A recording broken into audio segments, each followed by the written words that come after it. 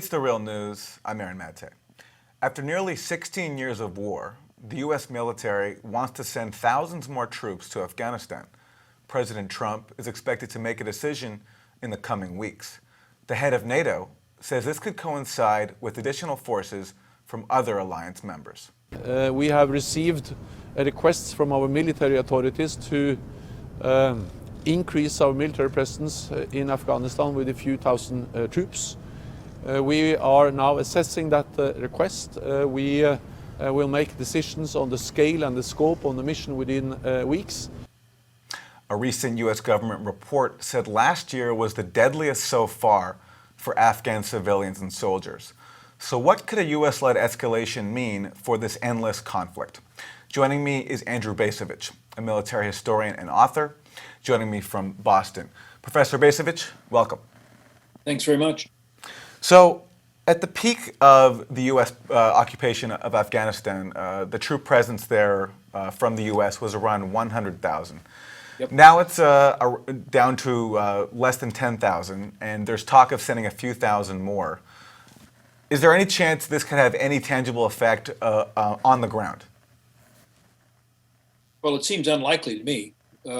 Now, to be fair, the American commander in Afghanistan, General Nicholson, the rationale that he is proposing for this escalation, a relatively small number of troops, will improve the effectiveness of the current mission, which focuses not so much on trying to defeat the Taliban as enhancing the capability of Afghan forces to do that.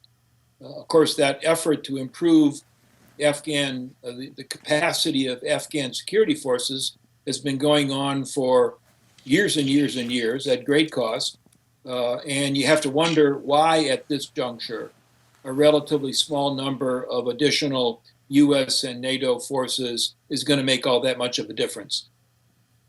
Yeah, especially when you have a situation where about a third of that Afghan military deserts their post every year, and the Taliban happens to control about a third of the country. So, even if the strategy makes sense within that limited framework, is this perhaps possibly just the reflexive imperative of escalation, where because the U.S. has been there for so long and has escalated, it's going to, just by virtue of it being locked into this escalation strategy, it's going to keep throwing in these troops for the sake of continuing the strategy, not necessarily for the sake of actually achieving anything? Well, I mean, this is a way to dodge confronting the first order question. I mean, is this war winnable? Why is this war worth continuing after these many, many years? Are there not some alternatives?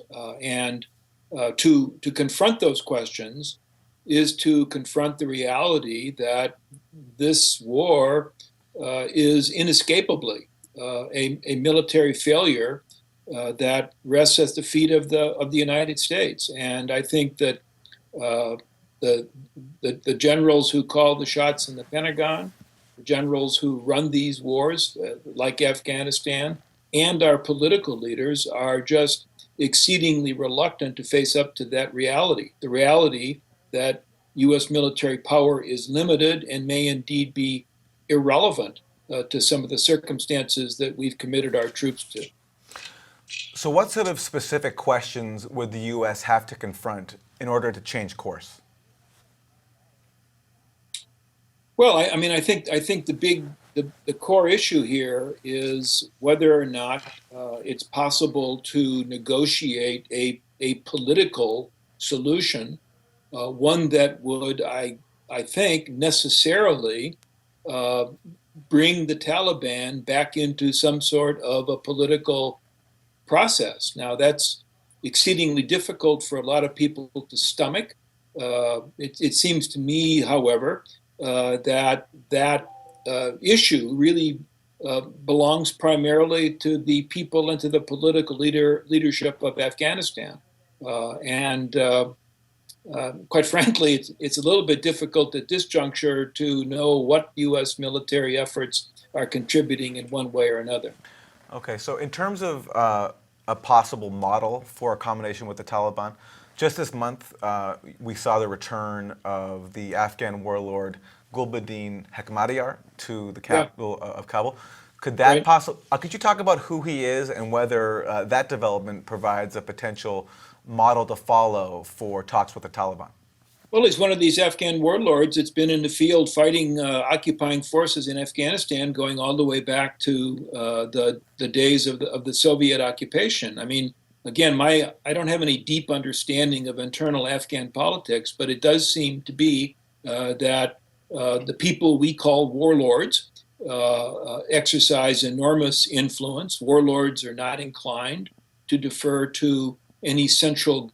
Warlords retain the option to switch sides, depending on how they view the course of events, depending on how they define their own interests. So, the notion.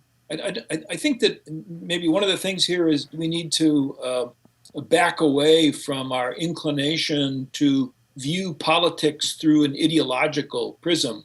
I don't think ideology matters all that much in what's going on in Afghanistan. It's a matter of tribal loyalties, and those tribal loyalties are up for sale at any particular moment. And therefore, any political solution that might be negotiated is likely to be fairly tentative and could potentially come undone. But if the alternative is simply, to continue a war that has now gone on for, just in our participation, has gone on for more than a decade and a half, perhaps it's time to give politics a chance.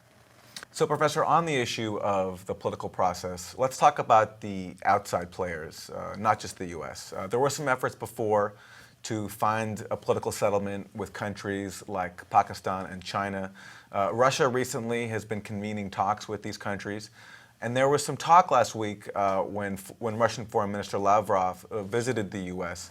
about U.S.-Russian cooperation when it comes to Afghanistan. Could that represent a possible breakthrough there?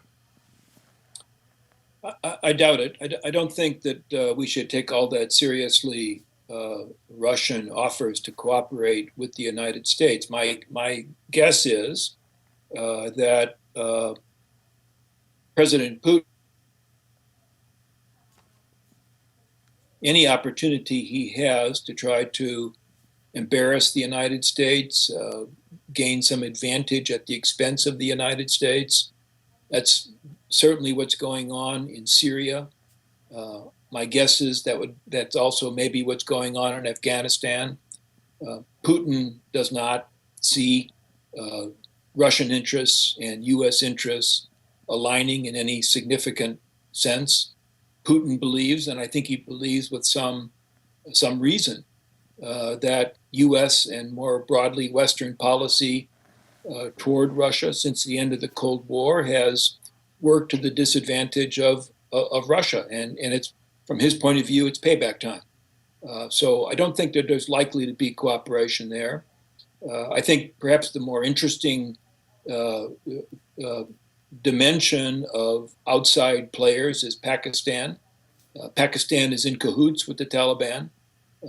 Pakistani interests in Afghanistan, again, are contrary to U.S. interests. Pakistan wishes to ensure that Pakistan, exercises great influence in Afghanistan, regardless of who governs in Kabul, because from the Pakistani point of view, that's a vital national security interest there too. It's not likely that we're going to get much by way of serious cooperation. I also imagine that Pakistan is not thrilled with the idea of a massive U.S. troop presence inside its neighboring country, Afghanistan. To what extent does that motivate or the elements of its government and military structure that support the Taliban?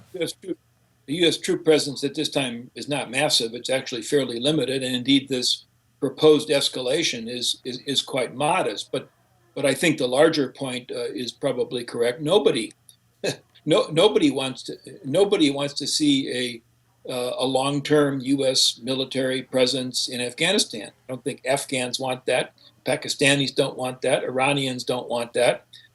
And frankly, when you ask yourself, to what degree does a long-term U.S. military presence in Afghanistan serve the interests of the United States, then it seems to me Americans shouldn't want it either. Again, we really, in a sense, we're circling around this larger question, which has to do with whether or not there's any rational, sound, strategically based reason for continuing a war that has now gone on for more than a decade and a half.